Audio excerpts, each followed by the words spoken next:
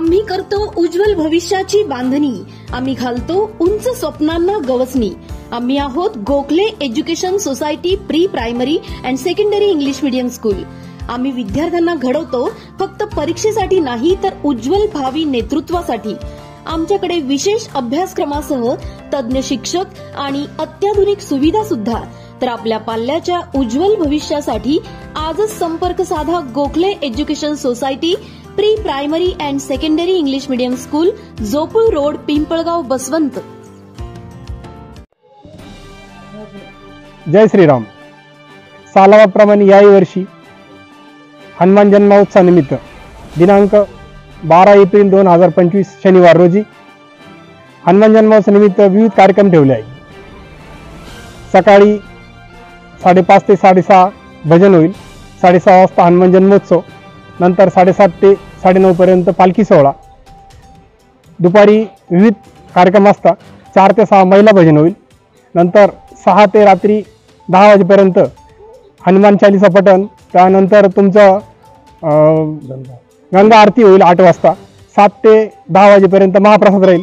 या कार्यक्रमासाठी हनुमान उत्सव मित्रमंडळ, हनुमान चालीसा मित्रमंडळ, धर्मजागरण समिती, गावातील सर्व बचत गट व विविध मंडळ यांचा सहभाग असतो। तरी ग्रामस्थांनी, पंचक्रोशीत सर्व भाविकांनी या कार्यक्रमास उपस्थित राहायचं आहे व शोभा वाढवायची आहे। धन्यवाद। जय श्रीराम। जय श्रीराम। धर्मजागरण समितीच्या पुढाकाराने नगर परिषद व ग्रामस्थांच्या वतीने आपण जर बघितलं असेल तर 30 तारखेला गुढीपाडव्यानिमित्त पिंपळगाव शहरात महाराष्ट्रातली सगळ्यात मोठी भव्य अशी बाईक रॅली संपन्न झाली। अत्यंत उत्साह त्या संपूर्ण बाईक रॅलीमध्ये आपण बघितला असेल। त्याचप्रमाणे या 6 तारखेला श्रीराम जन्मोत्सव, त्याचप्रमाणे श्रीराम रथयात्रा अत्यंत उत्साहात संपन्न झाली। त्यामध्ये सर्व नागरिक, माता भगिनी, अनेक पथक, अनेक मंडळ त्यामध्ये सहभागी झाले। तसेच येत्या हनुमान जन्मोत्सवानिमित्त आपण अत्यंत चांगल्या पद्धतीची तयारी केली आहे। हे 2 उत्सव ज्या पद्धतीने झाले तसाच उत्सव या हनुमान जन्माचा या ठिकाणी होणार आहे। आताच रवींद्र तिडके यांनी जी माहिती दिली त्याप्रमाणे हा उत्सव साजरा होणार आहे।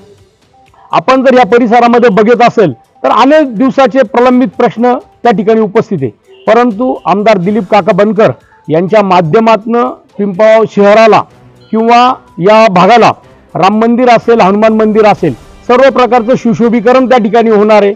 मग या ठिकाणी एक पूल होतोय, त्याचप्रमाणे घाट असा परिसर आहे तो विकसित होतोय। त्याचप्रमाणे एक रिटर्निंग वॉल शनी मंदिराच्या बाजूने त्या ठिकाणी होणार आहे आणि भविष्यामध्ये ते बोटिंग असेल, या भागाचं पावित्र्य असेल, हे सर्व त्या ठिकाणी जोपासलं जाणार आहे।